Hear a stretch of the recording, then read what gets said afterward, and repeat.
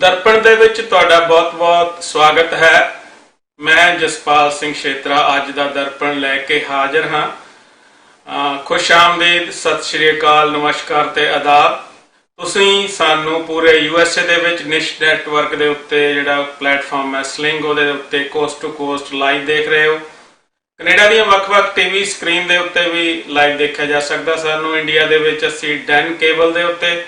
ਅਤੇ ਜੀਓ ਦਾ ਜਿਹੜਾ IPTV platform ਹੈ ਉਹਦੇ ਉੱਤੇ ਵੀ ਲਾਈਵ ਦੇਖੇ ਜਾ ਸਕਦੇ हैं। इस प्रोग्राम ਨੂੰ ਤੁਸੀਂ ਦੇਖ ਸਕਦੇ ਹੋ। 3 ਘੰਟੇ ਬਾਅਦ ਵੈਸਟ ਕੋਸਟ ਦੇ ਹਿਸਾਬ ਨਾਲ USA ਤੇ ਕੈਨੇਡਾ ਦੇ ਵੈਸਟ ਕੋਸਟ ਦੇ ਹਿਸਾਬ ਨਾਲ ਇਸ ਨੂੰ ਰਿਪੀਟ ਵੀ ਕੀਤਾ ਜਾਂਦਾ। ਸੋ ਪ੍ਰੋਗਰਾਮ ਨੂੰ ਤੁਸੀਂ ਹੁਣ ਤੋਂ 3 ਘੰਟੇ ਬਾਅਦ ਤਕਰੀਬਨ 4 ਵਜੇ ਵੈਸਟ ਕੋਸਟ ਦੇ ਉੱਤੇ ਤੁਸੀਂ ਫਿਰ ਇਸ ਨੂੰ ਦੇਖ ਸਕਦੇ ਹੋ। ਅੱਜ ਦਾ ਜਿਹੜਾ ਵਿਸ਼ਾ ਹੈ ਦਰਪਣ ਦੇ ਵਿੱਚ ਉਹ ਹੈ ਇੰਟਰਨੈਸ਼ਨਲ ਵੂਮਨ ਇਕੁਐਲਿਟੀ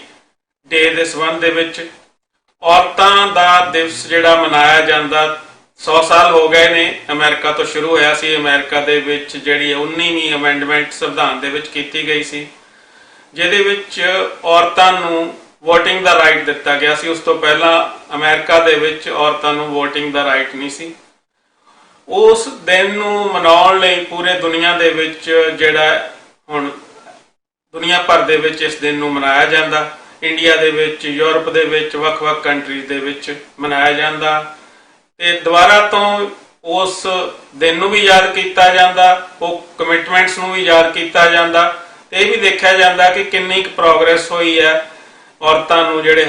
ਹੱਕ ਮਿਲਣ ਦੇ ਵਿੱਚ, ਕਿੰਨੀਆਂ ਕੁ ਹਲੇ ਕਮੀਆਂ ਨੇ, ਕਿੱਥੇ ਤੱਕ ਦਾ ਸਫ਼ਰ ਜਿਹੜਾ ਹਜੇ ਹੋਰ ਤੈਅ ਕਰਨਾ ਬਾਕੀ ਹੈ। ਇਹਦੇ ਉੱਤੇ ਇੱਕ ਨਜ਼ਰਸਾਨੀ ਕੀਤੀ ਜਾਂਦੀ ਹੈ ਪੂਰੀ ਦੁਨੀਆ ਦੇ ਵਿੱਚ। ਸਾਨੂੰ ਪਤਾ ਹੈ ਕਿ ਇਹ ਲੰਮਾ ਸੰਘਰਸ਼ ਹੈ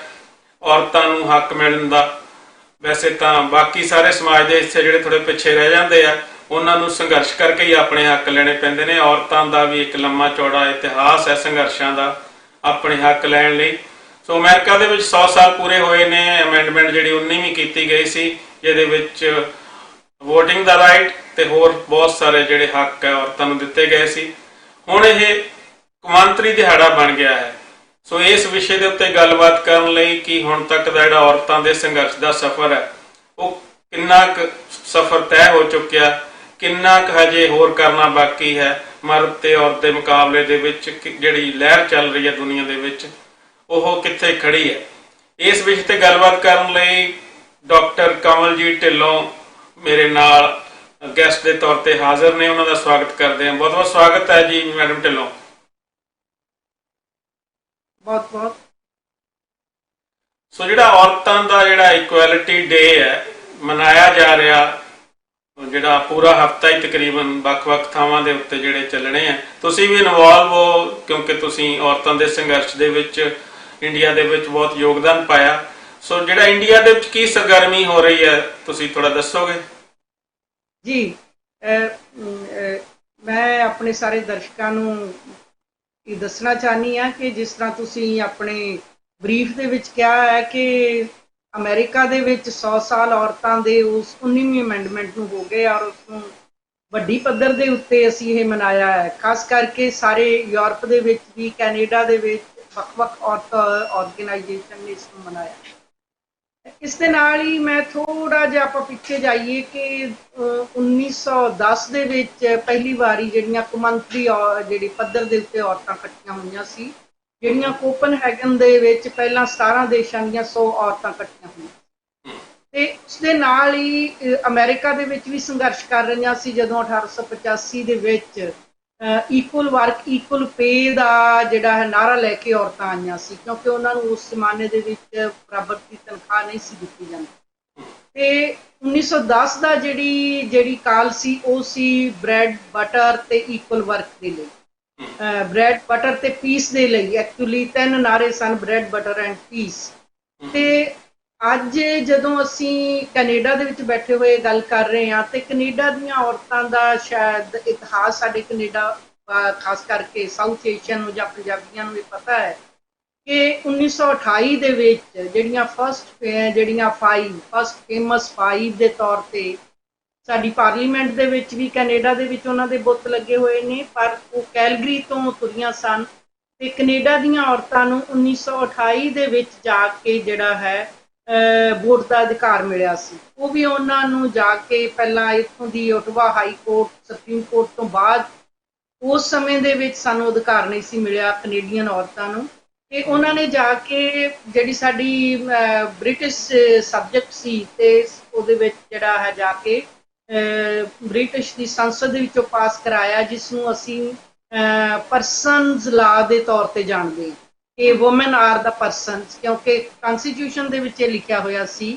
ਕਿ ਜਿਹੜੇ ਪਰਸਨਸ ਨੇ ਉਹਨਾਂ ਨੂੰ ਵੋਟ ਦਾ ਅਧਿਕਾਰ ਮਿਲੇ। ਤੇ ਫਿਰ ਉਹਦੇ ਵਿੱਚ ਅਮੈਂਡਮੈਂਟ ਹੋਈ ਸੀ ਕੈਨੇਡੀਅਨ ਔਰਤਾਂ ਦੇ ਲਈ ਕਿ woman are also the persons. So ਉਹਨੂੰ ਅਸੀਂ ਪਰਸਨਲ ਲਾ ਦੇ ਨਾਲ ਜਾਣਦੇ ਹਾਂ, ਜਿਹੜਾ ਕਿ 1928 ਦੇ ਵਿੱਚ ਔਰਤਾਂ ਨੂੰ ਵੋਟ ਦਾ ਅਧਿਕਾਰ ਮਿਲੇ। ਇਹ ਸਾਰੀਆਂ ਜਿਹੜੀਆਂ ਮੁਹਿੰਮਾਂ ਨੇ ਵਰਲਡ ਵਾਈਡ, ਇਹ ਕਿਤੇ ਨਾ ਕਿਤੇ ਆਪਸ ਵਿੱਚ ਜੁੜੀਆਂ ਹੋਈਆਂ ਨੇ। ਅੱਜ ਜਦੋਂ ਕੱਲ ਨੂੰ 28 ਅਗਸਤ ਨੂੰ ਹਿੰਦੁਸਤਾਨ ਦੇ ਵਿੱਚ 6 ਵੱਡੀਆਂ ਜਿਹੜੀਆਂ ਔਰਤਾਂ ਦੀਆਂ ਆਰਗੇਨਾਈਜੇਸ਼ਨ ਹੈ ਉਹ ਇਕੱਠੀਆਂ ਹੋ ਰਹੀਆਂ ਤੇ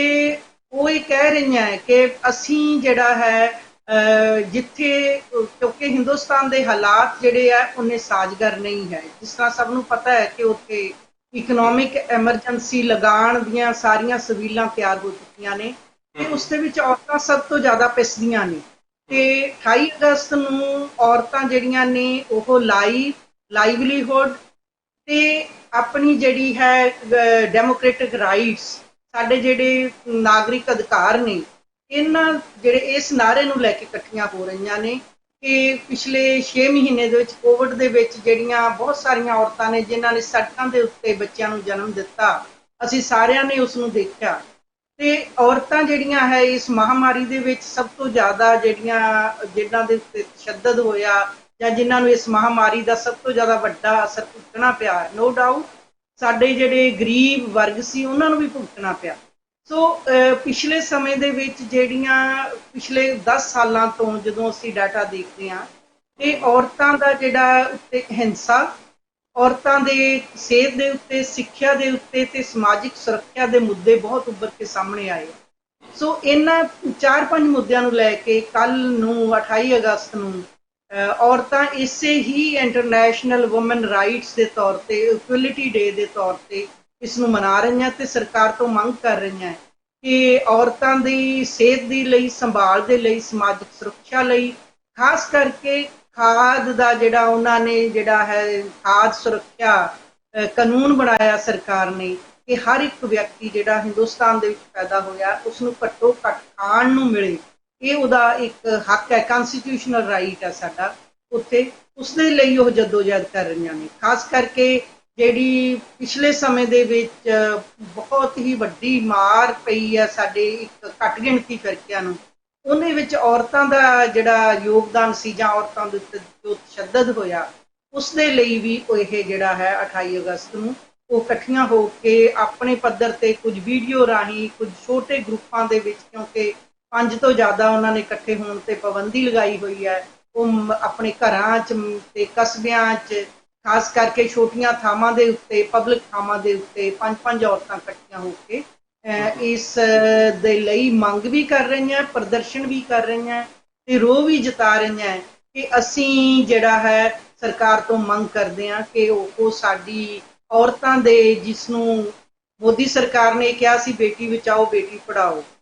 ਤੇ ਉਹ ਇਹ ਕਹਿ ਰਹੀਆਂ ਕਿ ਬੇਟੀ ਬਚਾ ਵੀ ਲਈ, ਬੇਟੀ ਨੂੰ ਤੁਸੀਂ ਪੜ੍ਹਾ ਵੀ ਲਿਆ, ਉਸਦੀ ਸਮਾਜਿਕ ਸੁਰੱਖਿਆ,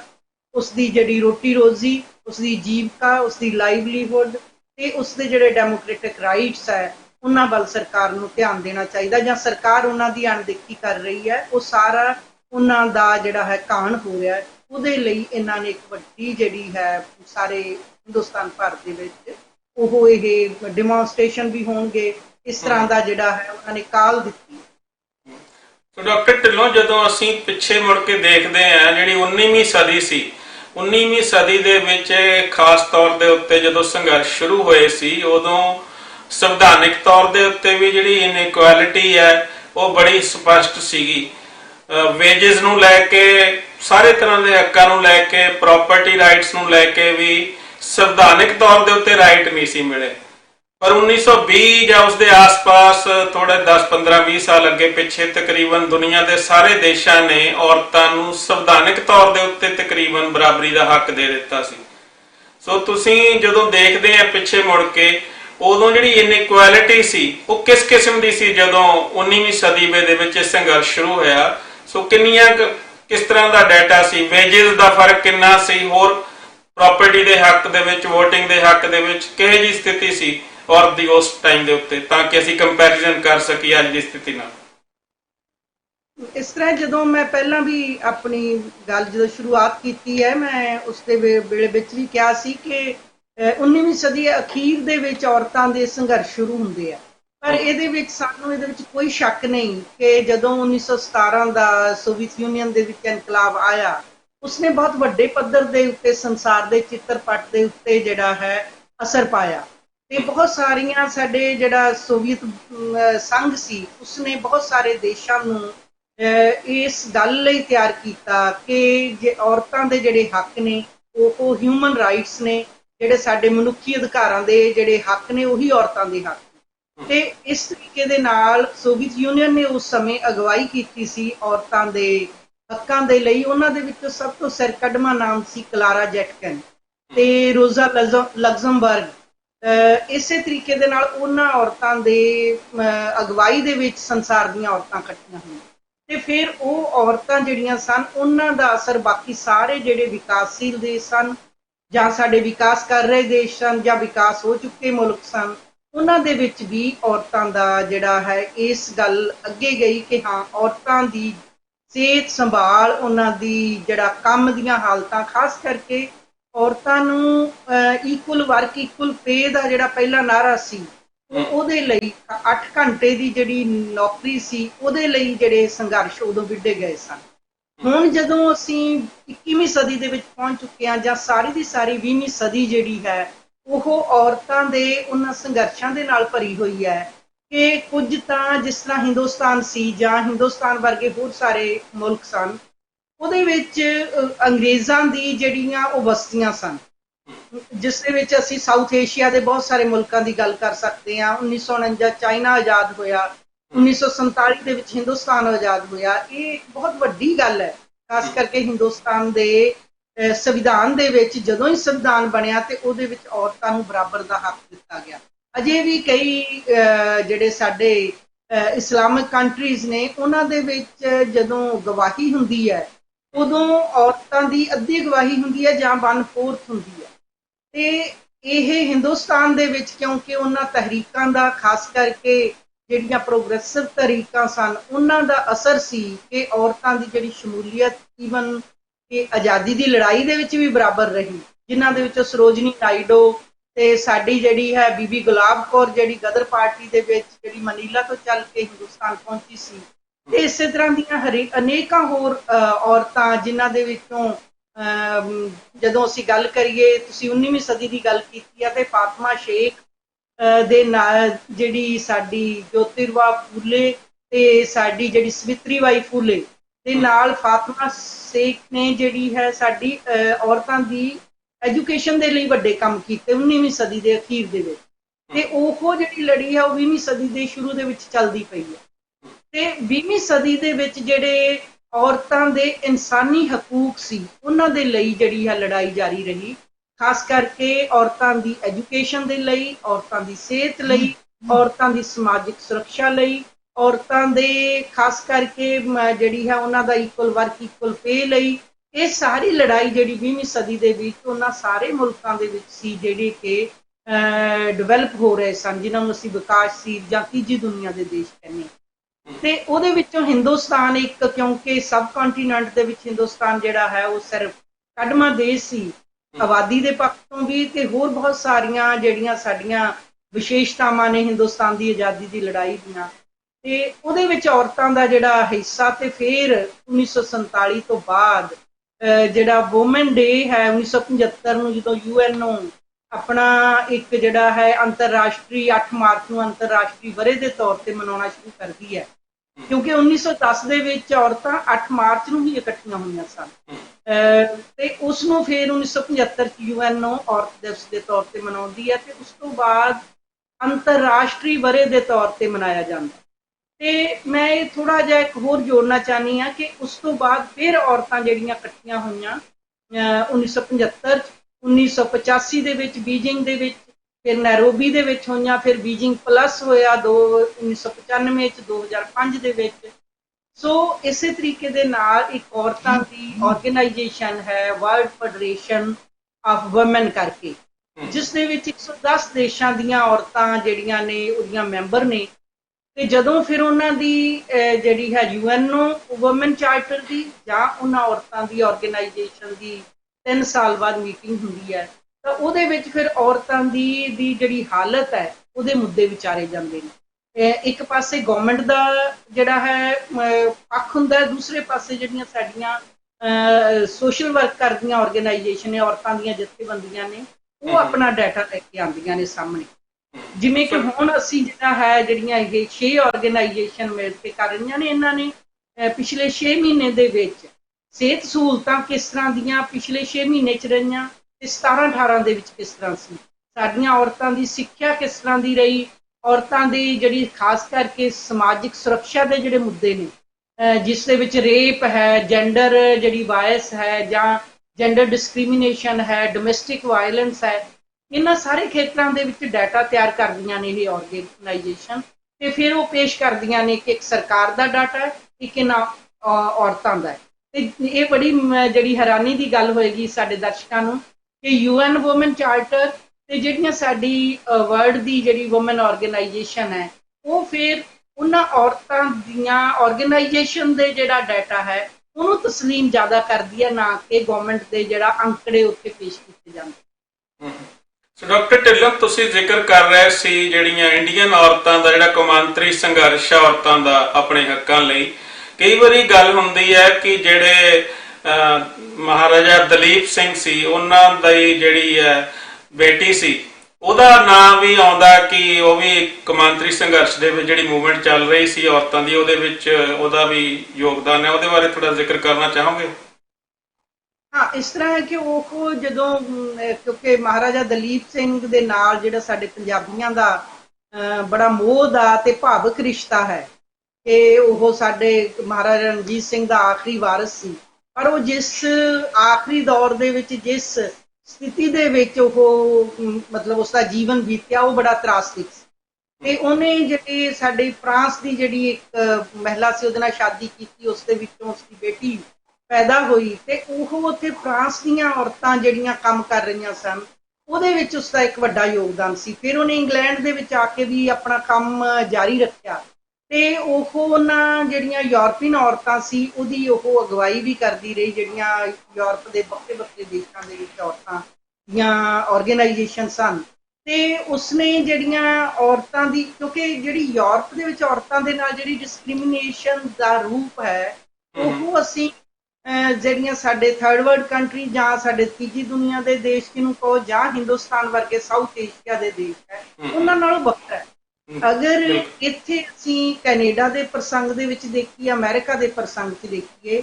ਇੱਥੇ ਉਹ ਸਿਹਤ ਸਹੂਲਤਾਂ ਸਾਨੂੰ ਮਿਲ ਰਹੀਆਂ ਜਿਹੜੀਆਂ ਹਿੰਦੁਸਤਾਨ ਦੇ ਵਿੱਚ ਅਜੇ ਅਸੀਂ 50 ਸਾਲ ਵੀ ਕਲਪਨਾ ਨਹੀਂ ਕਰ ਸਕਦੇ। ਉਹ ਜਿਹੜੀਆਂ ਜਦੋਂ ਯੂਰਪ ਦਾ ਅਸੀਂ ਜਿਹੜਾ ਸਬਰ ਕਰਦੇ ਹਾਂ, ਜਿਹੜਾ ਕਿ ਯੂਰਪ ਕੈਨੇਡਾ ਅਮਰੀਕਾ ਨਾਲੋਂ ਕਿਸੇ ਸਮੇਂ ਦੇ ਵਿੱਚ ਜਿਹੜਾ ਹੈ ਬਹੁਤ ਐਡਵਾਂਸ ਸੀ, ਹੁਣ ਵੀ ਉਹਨਾਂ ਦੀਆਂ ਸਿਹਤ ਸਹੂਲਤਾਂ ਜਿਹੜੀਆਂ ਹੈ ਉਹ ਕੰਪੈਰੀਜ਼ਨ ਦੇ ਵਿੱਚ ਨੇ ਅਮਰੀਕਾ ਤੋਂ ਤਾਂ ਕਿਤੇ ਬਿਹਤਰ ਨਹੀਂ ਉੱਥੋਂ ਦੀਆਂ ਸਿਹਤ ਸਹੂਲਤਾਂ। ਤਾਂ ਉਹ ਉਹਨਾਂ ਇਨਸਾਨੀ ਹੱਕਾਂ ਲਈ ਔਰਤਾਂ ਦੇ ਨਾਲ ਜਿਹੜੀ ਡਿਸਕ੍ਰਿਮੀਨੇਸ਼ਨ ਹੋ ਰਹੀ ਹੈ ਐਟ ਵਰਕ ਪਲੇਸ ਤੇ, ਉਹਦੇ ਲਈ ਉਹਦਾ ਕੰਮ ਜਿਹੜਾ ਹੈ ਉਹ ਗਿਣਨਯੋਗ ਹੈ, ਖਾਸ ਕਰਕੇ ਵਰਲਡ ਵੂਮਨ ਮੂਵਮੈਂਟ ਦੇ। ਸੋ ਇੱਕ ਪਾਸੇ ਅਸੀਂ ਦੇਖਦੇ ਹਾਂ, ਤੁਸੀਂ ਜ਼ਿਕਰ ਕੀਤਾ ਕਿ ਕੁਝ ਕੰਟਰੀਜ਼ ਦੇ ਵਿੱਚ ਹਲੇ ਵੀ ਔਰਤ ਦੀ ਜਿਹੜੀ ਗਵਾਹੀ ਹੈ ਉਹ ਪੂਰੀ ਗਵਾਹੀ ਨਹੀਂ ਮੰਨੀ ਜਾਂਦੀ, ਜਾਂ ਉਹਨੂੰ ਚੌਥਾ ਹਿੱਸਾ ਗਵਾਹੀ ਮੰਨੀ ਜਾਂਦੀ ਹੈ, ਅੱਧਾ ਹਿੱਸਾ ਮੰਨੀ ਜਾਂਦੀ ਹੈ। ਖਾਸ ਤੌਰ ਤੇ ਤੁਸੀਂ ਇਸਲਾਮਿਕ ਕੰਟਰੀ ਦਾ ਵੀ ਜ਼ਿਕਰ ਕੀਤਾ। ਸੋ ਤੁਹਾਨੂੰ ਇਹ ਲੱਗਦਾ ਕਿ ਜਿਹੜੇ ਸਮਾਜਿਕ ਤੌਰ ਦੇ ਉੱਤੇ ਪਛੜੇ ਹੋਏ ਦੇਸ਼ ਨੇ ਜਾਂ ਖਿੱਤੇ ਨੇ, ਉੱਥੇ ਔਰਤ ਦੀ ਸਥਿਤੀ ਜਿਹੜੀ ਹੈ ਯੂਰਪੀਅਨ ਅਮਰੀਕਾ ਜਿਹੜੇ ਐਡਵਾਂਸ ਕੰਟਰੀ ਹੈ ਜਾਂ ਉਹਦੇ ਬਾਰੇ ਕੰਪੈਰੀਜ਼ਨ ਕਰਨਾ ਹੋਵੇ, ਉਹ ਨੋ ਡਾਊਟ ਕਿ ਫਰਕ ਤਾਂ ਬਹੁਤ ਜ਼ਿਆਦਾ ਹੈ, ਸਮਾਜਿਕ ਪਰਿਸਥਿਤੀਆਂ ਡਿਫਰੈਂਟ ਨੇ, ਪਰ ਕੁਝ ਚੀਜ਼ਾਂ ਬੜੀਆਂ ਅਜੀਬ ਮੈਨੂੰ ਹੈਰਾਨ ਕਰਨ ਵਾਲੀਆਂ ਹੈ। ਮੈਂ ਤੁਹਾਡਾ ਉਹਦੇ ਤੇ ਵਿਚਾਰ ਜਾਣਨਾ ਚਾਹਾਂਗਾ ਕਿ ਮੰਨ ਲਓ ਅਮਰੀਕਾ ਦੀ ਗੱਲ ਕਰੀਏ ਤਾਂ ਹੁਣ ਤੱਕ ਕੋਈ ਵੀ ਪ੍ਰੈਜ਼ੀਡੈਂਟ ਜਿਹੜੀ ਹੈ ਔਰਤ ਨਹੀਂ ਬਣੀ ਅਮਰੀਕਾ ਦੀ, ਕੋਈ ਵਾਈਸ ਪ੍ਰੈਜ਼ੀਡੈਂਟ ਵੀ ਨਹੀਂ ਬਣੀ ਹੁਣ ਤੱਕ। ਪਹਿਲੀ ਵਾਰੀ ਨੋਮੀਨੇਟ ਹੋਈ ਹੈ ਇੱਕ ਔਰਤ ਜਿਹੜੀ ਹੈ ਵਾਈਸ ਪ੍ਰੈਜ਼ੀਡੈਂਟ ਲਈ, ਪਹਿਲਾਂ ਨੋਮੀਨੇਟ ਹੋਈ ਸੀ ਪ੍ਰੈਜ਼ੀਡੈਂਟ ਲਈ, ਉਹ ਬਣ ਨਹੀਂ ਸੀ ਸਕੇ ਹਿਲਰੀ ਕਲਿੰਟਨ। ਸੋ ਅਸੀਂ ਕੈਨੇਡਾ 'ਚ ਦੇਖੀਏ ਤਾਂ ਤਕਰੀਬਨ ਬਾਈ ਐਂਡ ਲਾਰਜ ਇਦਾਂ ਦੀ ਸਥਿਤੀ ਹੈ ਕਿ ਕੋਈ ਔਰਤ ਹਲੇ ਤੱਕ ਪ੍ਰਧਾਨ ਮੰਤਰੀ ਕੈਨੇਡਾ 'ਚ ਵੀ ਨਹੀਂ ਬਣ ਸਕੀ। ਯੂਰਪ ਦੀ ਗੱਲ ਕਰੀਏ, ਇੰਗਲੈਂਡ ਦੇ ਵਿੱਚ ਸਾਡੇ ਕੋਲ ਐਗਜ਼ਾਮਪਲਸ ਹੈਗੀਆਂ, ਪਰ ਜਦੋਂ ਅਸੀਂ ਥਰਡ ਵਰਲਡ ਦੀ ਗੱਲ ਕਰਦੇ ਹਾਂ, ਚਾਹੇ ਉਹ ਬੰਗਲਾਦੇਸ਼ ਦੀ ਗੱਲ ਹੋਵੇ, ਸ਼ੇਖ ਹਸੀਨਾ ਲਗਾਤਾਰ ਉੱਥੇ ਬਣ ਰਹੀ ਹੈ, ਬੇਨਜ਼ੀਰ ਭੁੱਟੋ ਜਿਹੜੇ ਸੋ ਕਾਲ ਜਿਨ੍ਹਾਂ ਨੂੰ ਪਿਛਾਂ ਖਿੱਚੂ ਤੇ ਇਸਲਾਮਿਕ ਦੇਸ਼ ਕਿਹਾ ਜਾਂਦਾ ਕਿ ਬਹੁਤ ਜ਼ਿਆਦਾ ਔਰਤਾਂ ਦਾ ਪਛੜੇਵਾਂ, ਉੱਥੇ ਉਹ ਪ੍ਰਧਾਨ ਮੰਤਰੀ ਬਣ ਸਕਦੀ ਹੈ। ਇੰਡੀਆ ਦੇ ਵਿੱਚ ਇੰਦਰਾ ਗਾਂਧੀ ਪ੍ਰਧਾਨ ਮੰਤਰੀ ਬਣ ਸਕਦੀ ਹੈ ਤੇ ਬਹੁਤ ਹੀ ਤਾਕਤਵਰ ਪ੍ਰਧਾਨ ਮੰਤਰੀ ਬਣ ਸਕਦੀ ਹੈ। ਸੋ ਇਹ ਐਕਸੈਪਸ਼ਨ ਸਮਝਦੇ ਹੋ ਜਾਂ ਕਿਵੇਂ ਇਹਨੂੰ ਤੁਸੀਂ ਡਿਫਾਈਨ ਕਰਨਾ ਚਾਹੋਗੇ? ਇਸ ਤਰ੍ਹਾਂ ਹੈ ਕਿ ਓਵਰਆਲ ਸਾਰੇ ਜਿਹੜਾ ਸੰਸਾਰ ਦੇ ਵਿੱਚ ਔਰਤਾਂ ਜਿਹੜੀਆਂ ਹੈ ਮੁਕਾਬਲਤਨ ਮਰਦ ਦੇ ਮੁਕਾਬਲੇ ਪਛੜੀਆਂ ਚ ਨੇ। ਚਾਹੇ ਉਹ ਅਮਰੀਕਾ ਹੈ, ਅਮਰੀਕਾ ਦੇ ਵਿੱਚ ਵੀ ਬਹੁਤ ਸਾਰਾ ਜਿਹੜਾ ਹੈ ਇੱਕ ਐਸਾ ਕਲਟ ਹੈ ਜਿਹੜਾ ਪਿਛਾਂ ਖਿੱਚੂਗਾ, ਜਿਹੜਾ ਇਹ ਮੈਂ ਇਸ ਬਾਰੇ ਪੱਕੇ ਤੌਰ ਤੇ ਨਹੀਂ ਕਹਿ ਸਕਦੀ ਕਿ ਹਿਲਰੀ ਕਲਿੰਟਨ ਨੂੰ ਇਸ ਕਰਕੇ ਉਹ ਪਛੜ ਗਈ ਕਿ ਉਹ ਇੱਕ ਔਰਤ ਸੀ। ਤੇ ਇਹਦੇ ਬਾਰੇ ਕਿਹਾ ਜਾਂਦਾ ਹੈ ਕਿ ਬਹੁਤ ਸਾਰਾ ਜਿਹੜਾ ਪਿਛਾਂ ਖਿੱਚੂ ਤਬਕਾ ਅਮਰੀਕਾ ਦਾ, ਉਸਨੇ ਇਸ ਕਰਕੇ ਹਿਲਰੀ ਨੂੰ ਵੋਟ ਜਿਹੜੀ ਮਿਸਿਸ ਕਲਿੰਟਨ ਨੂੰ ਵੋਟ ਨਹੀਂ ਪਾਈ ਕਿ ਉਹ ਔਰਤ ਹੈ ਤੇ ਅਸੀਂ ਨਹੀਂ ਸਮਝਦੇ ਕਿ ਸਾਡੀ ਪ੍ਰਧਾਨ ਜਿਹੜੀ ਹੈ, ਸਾਡੀ ਜਿਹੜੀ ਪ੍ਰੈਜ਼ੀਡੈਂਟ ਹੈ ਉਹ ਔਰਤ ਹੋ। ਇਹਦੇ ਬਾਰੇ ਜਿਹੜਾ ਹੈ ਦੋ ਰਾਵਾਂ ਹੋ ਸਕਦੀਆਂ, ਪਰ ਅਜੇ ਤੱਕ ਵੀ ਜਿਹੜਾ ਹੈ ਕੈਨੇਡਾ ਦੇ ਪ੍ਰਸੰਗ ਦੇ ਵਿੱਚ ਵੀ ਤੇ ਔਰਤਾਂ ਦੇ ਖਾਸ ਕਰਕੇ ਰਾਜਨੀਤਿਕ ਪ੍ਰਸੰਗ ਦੇ ਵਿੱਚ ਔਰਤਾਂ ਅਜੇ ਵੀ ਬਹੁਤ ਪਛੜੀਆਂ ਹੋਈਆਂ। ਹਿੰਦੁਸਤਾਨ ਦੇ ਵਿੱਚ ਜਾਂ ਅਸੀਂ ਬੰਗਲਾਦੇਸ਼ ਦਾ ਜਿਹੜਾ ਸਾਡਾ ਇੰਡੀਅਨ ਸਬ ਕੰਟੀਨੈਂਟ ਹੈ, ਉਸ ਦੇ ਵਿੱਚ ਦੇਖੀਏ ਤਾਂ ਜਿਹੜੀ ਉਹਨਾਂ ਦੀ ਜਿਹੜੀ ਸ਼ਮੂਲੀਅਤ ਹੈ ਰਾਜਨੀਤਿਕ ਤੌਰ ਤੇ ਉਹ ਬੜੀ ਤਸੱਲੀ ਬਖਸ਼ ਹੈ। ਐਸੀ ਗੱਲ ਨਹੀਂ ਹੈ। ਅੱਜ ਵੀ ਜਿਹੜਾ ਸਾਡਾ ਕੱਲ ਨੂੰ ਔਰਤਾਂ ਦਾ ਜਿਹੜਾ ਕਾਲ ਹੈ ਉਹਦੇ ਵਿੱਚ ਉਹਨਾਂ ਨੇ ਅੱਜ ਵੀ 33% ਪਰ ਜਿਹੜੀ ਹੈ ਔਰਤਾਂ ਦੀ ਰਿਜ਼ਰਵੇਸ਼ਨ ਦੀ ਗੱਲ ਕੀਤੀ ਹੈ, ਜਿਹੜੀ 1996 ਦੇ ਵਿੱਚ ਇਹ ਜਿਹੜਾ ਹੈ ਬਿੱਲ ਆਇਆ ਸੀ ਔਰ ਫਿਰ ਰਾਜ ਸਭਾ ਦੇ ਵਿੱਚੋਂ ਪਾਸ ਨਹੀਂ ਹੋਇਆ। ਉਦੋਂ ਫਿਰ ਉਸ ਤੋਂ ਬਾਅਦ ਮੁੜ ਕੇ ਸਿਲੈਕਟ ਕਮੇਟੀ ਦੇ ਵਿੱਚ ਆ ਗਿਆ, ਆਪਣੀ ਪਾਰਲੀਮੈਂਟ ਦੇ ਵਿੱਚ, ਫਿਰ ਰਾਜ ਸਭਾ 'ਚ ਗਿਆ ਤੇ ਅਜੇ ਵੀ ਉਹ ਕਾਨੂੰਨ ਬਣਨ ਦੀ ਜਿਹੜੀ ਹੈ ਕਗਾਰ ਦੇ ਉੱਤੇ ਅਜੇ ਕਾਨੂੰਨ ਨਹੀਂ ਬਣ ਸਕਿਆ। ਉਸਨੂੰ ਜਿਹੜਾ ਹੈ ਆਪਣਾ 24 ਸਾਲ 25 ਸਾਲ ਹੋ ਚੱਲੇ ਆ ਉਸਨੂੰ ਜਿਹੜਾ ਹੈ ਇਸੇ ਚੱਕਰ ਦੇ ਵਿੱਚ ਦੋਨਾਂ ਰਾਜ ਸਭਾ ਤੇ ਲੋਕ ਸਭਾ ਦੇ ਵਿੱਚ, ਉੱਥੇ ਅਜੇ ਵੀ ਜਿਹੜੀ ਬਹੁ ਗਿਣਤੀ ਆ। ਔਰ ਤੁਸੀਂ ਜਿਹੜਾ ਹੈ ਇਹ ਸੁਣਿਆ ਹੋਏਗਾ ਕਿ ਪਾਰਲੀਮੈਂਟ ਦੇ ਵਿੱਚ ਹੀ ਬੜੇ ਡੈਰੋਗੇਟਰੀ, ਹਿੰਦੁਸਤਾਨ ਦੀ ਪਾਰਲੀਮੈਂਟ 'ਚ ਬੜੇ ਡੈਰੋਗੇਟਰੀ ਸ਼ਬਦ ਔਰਤਾਂ ਬਾਰੇ ਬੋਲੇ ਗਏ ਬੜੀਆਂ ਵੱਡੀਆਂ ਪਾਰਟੀਆਂ ਦੇ ਲੀਡਰਾਂ ਵੱਲੋਂ ਕਿ ਇਹ ਔਰਤਾਂ ਜਿਹੜੀਆਂ ਇੱਥੇ ਆਉਣਗੀਆਂ ਤੇ ਉਹ ਕੀ ਹੈ। ਇਨਡਾਇਰੈਕਟ ਵੇ ਦੇ ਨਾਲ ਜਿਹੜੀ ਮਾਨਸਿਕਤਾ ਹੈ ਉਹ ਔਰਤ ਵਿਰੋਧੀ ਹੈ ਔਰ ਉਸ ਦੇ ਵਿੱਚ ਜਿਹੜਾ ਹੈ ਜਿਹੜੀ ਸਮੱਸਿਆ ਹੈ ਉਹ ਹਿੰਦੁਸਤਾਨ ਦੇ ਵਿੱਚ ਬਹੁਤੀ ਵਾਰੀ ਸਾਡੀਆਂ ਜਿਹੜੀਆਂ ਵਿਰਾਸਤੀ ਅਸੀਂ ਕਹਿੰਦੇ ਆ ਬੀਬੀਆਂ ਜਿਹੜੀਆਂ ਵਿਰਾਸਤ ਦੇ ਤੌਰ ਤੇ ਆਉਂਦੀਆਂ, ਪਰ ਜਦੋਂ ਓਵਰਆਲ ਔਰਤ ਦੀ ਪ੍ਰਸਥਿਤੀ ਬਾਰੇ ਦੇਖਦੇ ਹਾਂ ਕਿ ਕੇਵਲ ਇੰਦਰਾ ਗਾਂਧੀ ਦਾ ਪ੍ਰਾਈਮ ਮਿਨਿਸਟਰ ਬਣ ਜਾਣਾ ਜਾਂ ਬੇਨਜ਼ੀਰ ਭੁੱਟੋ ਦਾ ਪ੍ਰਾਈਮ ਮਿਨਿਸਟਰ ਬਣ ਜਾਣਾ ਜਾਂ ਸ਼ੇਖ ਹਸੀਨਾ ਵਾਜਿਦ ਦਾ ਪ੍ਰੈਜ਼ੀਡੈਂਟ ਬਣ ਜਾਣਾ ਬੰਗਲਾਦੇਸ਼ ਦੇ ਵਿੱਚ,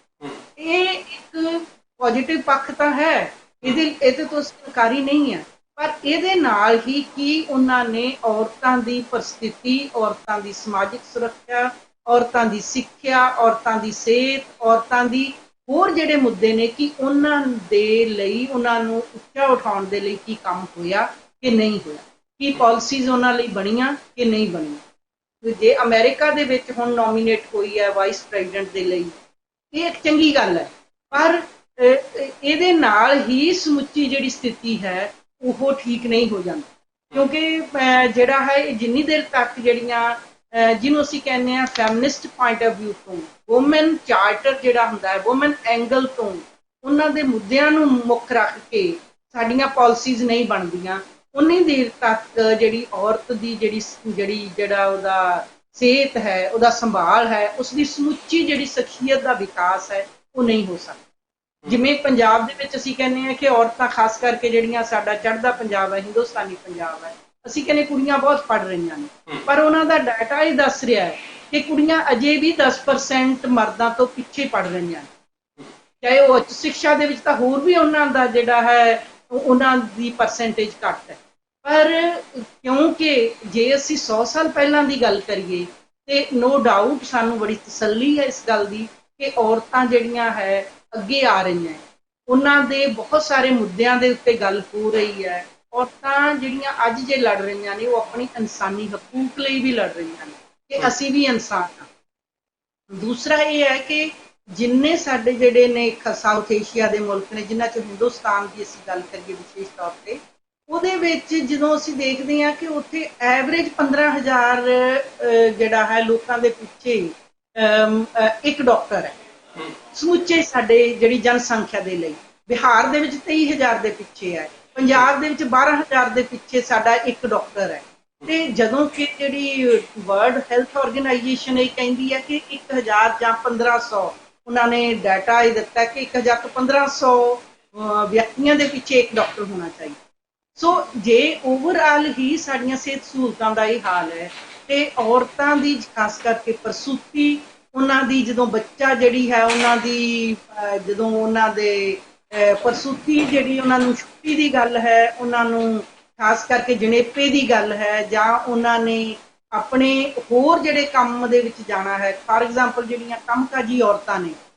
ਪ੍ਰਾਈਵੇਟ ਸੈਕਟਰ ਦੇ ਵਿੱਚ ਹਿੰਦੁਸਤਾਨ ਦੇ ਵਿੱਚ, ਉਹਨਾਂ ਨੂੰ 6 ਮਹੀਨੇ ਦੀ ਛੁੱਟੀ ਨਹੀਂ ਦਿੱਤੀ ਜਾਂਦੀ, ਜਾਂ ਇਹ ਕਿਹਾ ਜਾਂਦਾ ਹੈ ਕਿ ਜਦੋਂ, ਕਿਉਂਕਿ ਹਿੰਦੁਸਤਾਨ ਦੇ ਵਿੱਚ ਬਹੁਤ ਥੋੜਾ ਸੈਕਟਰ ਹੈ ਜਿਹੜਾ ਸਰਕਾਰੀ ਹੈ, ਜਿਹੜਾ ਉਹਨਾਂ ਨੂੰ ਔਰਤਾਂ ਨੂੰ 6 ਮਹੀਨੇ ਦੀ ਛੁੱਟੀ ਦਿੰਦਾ, ਪਰ ਬਾਕੀ ਦਾ ਜਿਹੜਾ ਪ੍ਰਾਈਵੇਟ ਸੈਕਟਰ ਹੈ ਉਹ ਜਾਂ ਤਾਂ ਉਹਨਾਂ ਨੂੰ ਨੌਕਰੀ ਤੋਂ ਕੱਢ ਦਿੰਦਾ ਤੇ ਜਾਂ ਫਿਰ ਉਹਨਾਂ ਨੂੰ 1 ਮਹੀਨੇ ਬਾਅਦ ਜਿਹੜਾ ਹੈ ਕੰਮ ਤੇ ਆਉਣ ਲਈ ਕਹਿੰਦਾ। ਤੇ ਉਹ ਇਸੇ ਕੰਪਲਸ਼ਨ 'ਚ ਕਿ ਸਾਡੀ ਨੌਕਰੀ ਨਾ ਚਲੀ ਜਾਵੇ ਤੇ ਉਹ ਕੰਮ ਦੇ ਉੱਤੇ ਵਾਪਸ ਆਉਂਦੀਆਂ ਨੇ, ਕਿਉਂਕਿ ਜਿਹੜਾ ਮੁਲਕ ਇਹ ਸਮਝਦਾ ਹੈ ਕਿ ਬੱਚਾ ਪੈਦਾ ਕਰਨਾ ਇੱਕ ਸਮਾਜਿਕ ਫਰਜ਼ ਹੈ, ਇਹ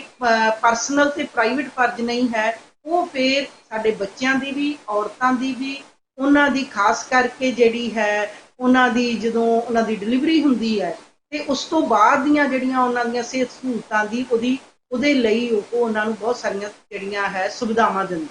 ਪਰ ਹਿੰਦੁਸਤਾਨ ਦੇ ਵਿੱਚ ਇਹ ਗੱਲ ਹਜੇ ਤੱਕ ਅੰਕੀ ਨਹੀਂ ਗਈ ਕਿ ਇਹ ਇੱਕ ਔਰਤਾਂ ਜਿਹੜਾ ਹੈ ਜਦੋਂ ਬੱਚਾ ਪੈਦਾ ਕਰਨਾ ਇੱਕ ਸਮਾਜਿਕ ਫਰਜ਼ ਹੈ, ਅਗਲੀ ਪੀੜ੍ਹੀ ਨੂੰ ਜਨਮ ਦੇਣਾ ਹੈ, ਤੇ ਉਹਦੇ ਵਿੱਚ ਤੇ ਸਾਡਾ ਭੁੱਖਮਰੀ ਦਾ ਸ਼ਿਕਾਰ ਹੀ ਬਹੁਤ ਸਾਰੀਆਂ ਹੋ ਰਹੀਆਂ ਨੇ। ਇਸੇ ਕਰਕੇ ਅੱਜ ਜਦੋਂ ਔਰਤਾਂ ਹਿੰਦੁਸਤਾਨ ਦੇ ਵਿੱਚ 6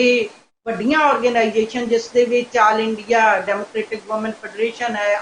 national federation of Indian woman ਹੈ, ਔਰ ਪ੍ਰਗਤੀਸ਼ੀਲ ਮਹਿਲਾ ਸੰਗਠਨ ਹੈ, ਤੇ ਹੋਰ ਜਿਹੜੀਆਂ 3-4 ਆਰਗੇਨਾਈਜੇਸ਼ਨ ਨੇ, ਜਦੋਂ ਕੱਲ ਉਹਨਾਂ ਨੇ ਇਹ ਕਾਲ ਦਿੱਤੀ ਕੱਲ ਲਈ, ਉਹਦੇ 'ਚ ਇਸੇ ਕਰਕੇ ਕਿਹਾ ਕਿ ਔਰਤਾਂ ਦੀ ਜ਼ਿੰਦਗੀ,